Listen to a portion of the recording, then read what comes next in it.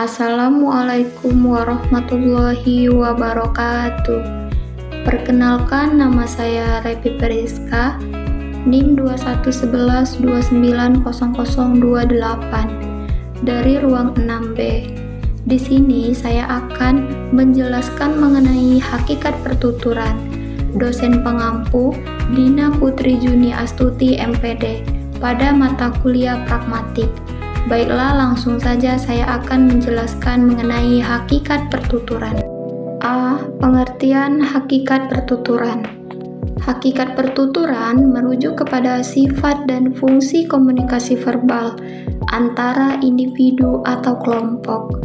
Ini melibatkan penggunaan bahasa untuk menyampaikan maklumat, mempengaruhi, atau membangunkan pemahaman.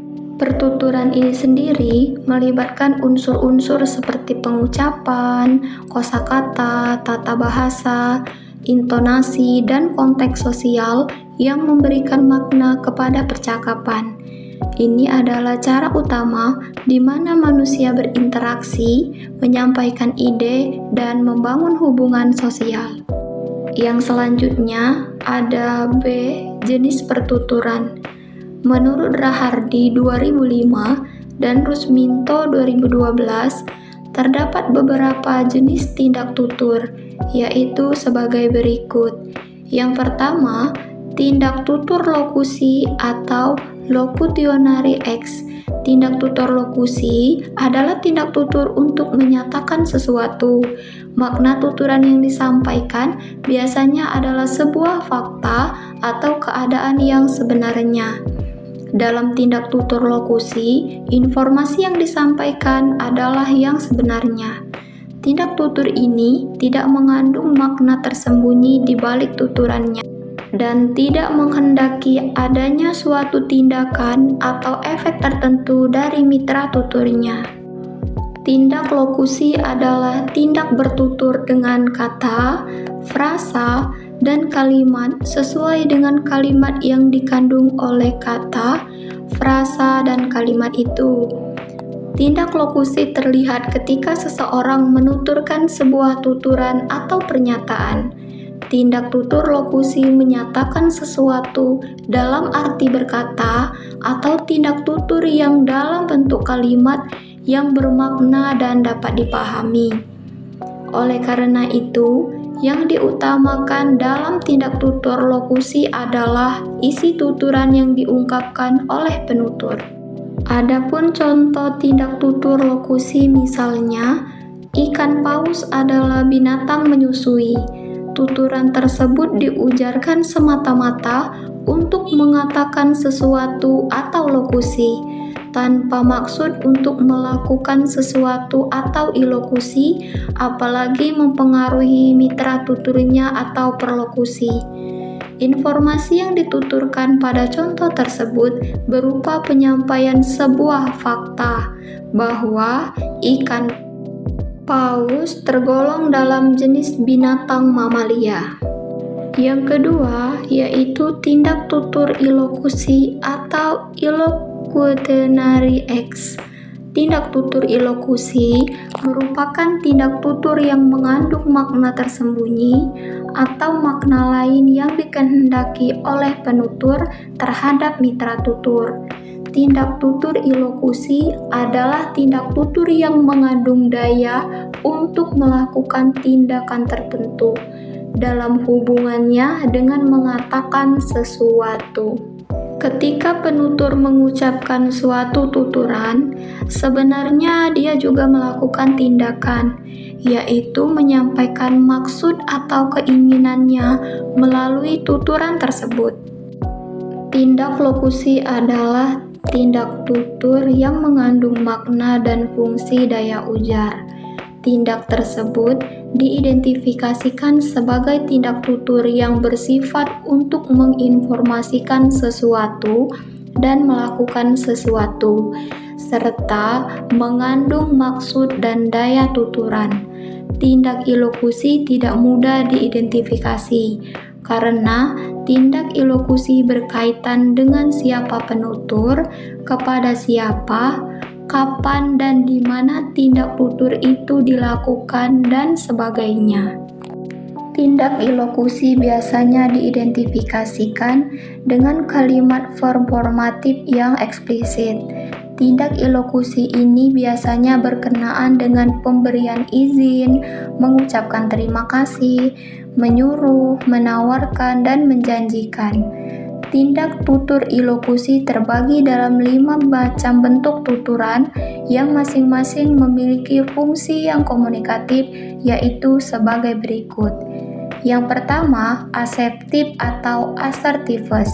Tindak tutur yang mengikat penuturnya kepada kebenaran atas apa yang dikatakannya, misalnya menyatakan, menyarankan, membual, mengeluh, dan mengklaim. Yang kedua, direktif atau directives. Tindak tutur yang dilakukan penuturnya dengan maksud agar lawan tutur melakukan tindakan yang disebut di dalam tuturan itu. Misalnya berterima kasih, memberi selamat, meminta maaf, menyalahkan, memuji, dan berbelasungkawa. Yang keempat ada komisif atau commisifus. Tindak tutur yang dibentuk tuturannya berfungsi untuk menyatakan janji atau penawaran, misalnya berjanji, bersumpah, dan menawarkan sesuatu. Dan yang terakhir, deklarasi atau declaration.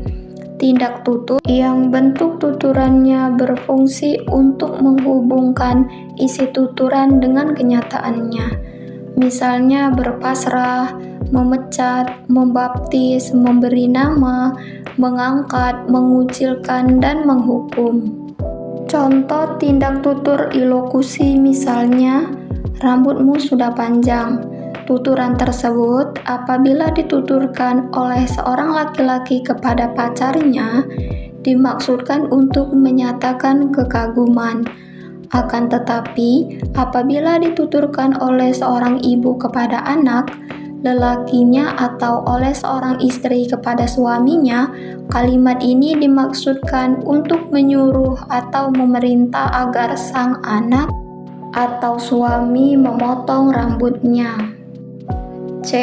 Tindak tutur perlokusi atau perlocutionary acts. Tindak tutur perlokusi adalah tindak menumbuhkan pengaruh atau efek kepada mitra tutur. Tindak perlokusi mengandung daya untuk melakukan sesuatu tindakan dengan mengatakan sesuatu. Tindak perlokusi lebih mementingkan hasil, sebab tindak ini dikatakan berhasil jika mitra tutur melakukan sesuatu yang berkaitan dengan tuturan penutur. Tindakan-tindakan tersebut diatur oleh aturan atau norma penggunaan bahasa dalam situasi tuturan antar dua pihak. Tindak perlokusi adalah tindak tutur yang berkenaan dengan adanya ucapan orang lain, sehubungan dengan sikap dan perilaku non-linguistik dari orang lain.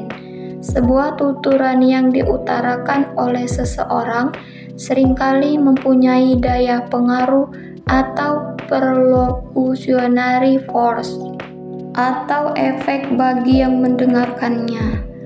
Efek atau daya pengaruh ini dapat secara sengaja atau tidak sengaja dikreasikan oleh penuturnya. Contoh tindak tutur perlokusi misalnya, rumahnya jauh. Tuturan tersebut diujarkan oleh penutur kepada ketua perkumpulan. Makna ilokusinya adalah penutur tersebut bermaksud menyampaikan bahwa orang yang dibicarakan tidak dapat terlalu aktif di dalam organisasinya. Adapun efek perlokusi yang diharapkan oleh penutur adalah agar ketua perkumpulan tidak terlalu banyak memberikan tugas kepada orang yang dibicarakan tersebut. C. Kaidah pertuturan. Kaidah tindak tutur atau kaidah pertuturan merujuk kepada aturan atau norma yang mengatur perilaku berkomunikasi seseorang dalam percakapan. Berikut adalah beberapa kaidah tindak tutur yang penting. Yang pertama, kaidah kesopanan. Mengacu pada aturan-aturan sosial yang mengatur interaksi verbal agar tetap sopan, seperti mengucapkan salam, mengucapkan terima kasih, atau menghindari bahasa kasar. Yang kedua, kaidah kehematan. Mengacu pada penggunaan kata-kata atau frase yang sesuai dengan konteks dan tidak berlebihan dalam berbicara. Yang ketiga, yaitu kaidah kekompakan. Mengacu pada aturan-aturan yang mengatur bagaimana menyusun kalimat atau wacana agar dapat dipahami dengan baik oleh pendengar. Yang keempat, kaidah kewajaran. Mengacu pada penggunaan bahasa yang logis dan masuk akal dalam percakapan, serta memperhatikan konteks dan situasi komunikasi. Yang kelima, kaidah kesalahan. Mengacu pada upaya untuk menghindari kesalahan dalam berbicara, seperti kesalahan tata bahasa, kesalahan pengucapan, atau kesalahan dalam memahami maksud lawan bicara. Yang keenam, kaidah kejujuran. Mengacu pada prinsip kejujuran dalam berkomunikasi, yaitu menyampaikan pesan informasi dengan jujur dan tidak menyesatkan. Yang ketujuh, kaidah kehematan. Mengacu pada penggunaan kata-kata atau frase yang efisien dan tidak membuang-buang waktu atau energi dalam berbicara. Dan yang terakhir, kaidah kekonkretan. Mengacu pada penggunaan bahasa yang konkret dan mudah dipahami oleh pendengar. Menghindari penggunaan bahasa yang ambigu atau abstrak.